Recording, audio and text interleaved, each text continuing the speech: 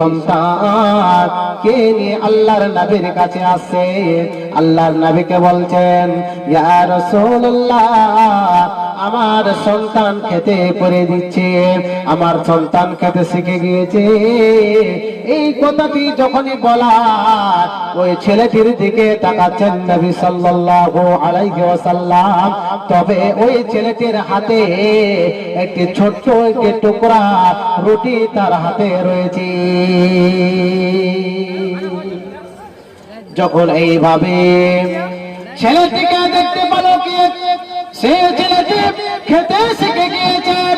এবার আল্লাহর নবী বিশ্ব নবী ওই মহিলাটিকে ওই মহিলার কাছ থেকে ওই সন্তানকে নিয়ে নিল। একজন আনসারী ওই সন্তানকে নিয়ে নিল। আল্লাহ নবী সাল্লাল্লাহু আলাইহি ওয়াসাল্লামকে বলছেন, আল্লাহর নবী গো, এই সন্তানের জন্য আপনাকে চিন্তা ভাবনা করতে হবে না, এই ছেলেটিকে লালন পালন করার আমার দায়িত্ব রয়েছে। আমি তাকে সুন্দরভাবে লালন পালন করব। এবার ওই সাহাবীরাকে হুকুম করা হলো, এবার ওই সুন্দরভাবে ওই মহিলাটিকে নিয়ে চলে গেল। তাকে এই বুক থেকে গর্ত করে পাথর মেরে মেরে মেরে মেরে তাকে দুনিয়া থেকে খতম করে দেওয়া হলো। এবার বাচ্চান আমার ভাইয়েরা, হযরত খালিদ বিন ওয়ালিদ এইভাবে যখন তাকে গর্ত করে মারা হচ্ছিল, সেই সময়তে এমন একটি পাথর মেরেছিল।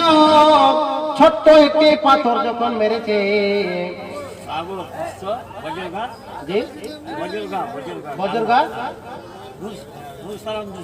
নুর ইসলাম সাবর 500, নুর ইসলাম 200 টাকা।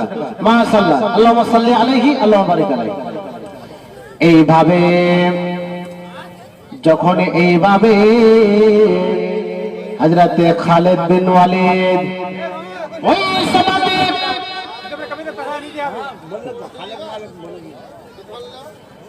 এইভাবে যখন খালিদ বিন ওয়ালিদ এমন একটি পাথর মেরেছিল, ওই পাথরটি যখন মারে, সেই সময়তে পাথরটি মারার পরে পরে তার চেহারাতে এবং শরীরে কাপড় ছিটকে এসেছে।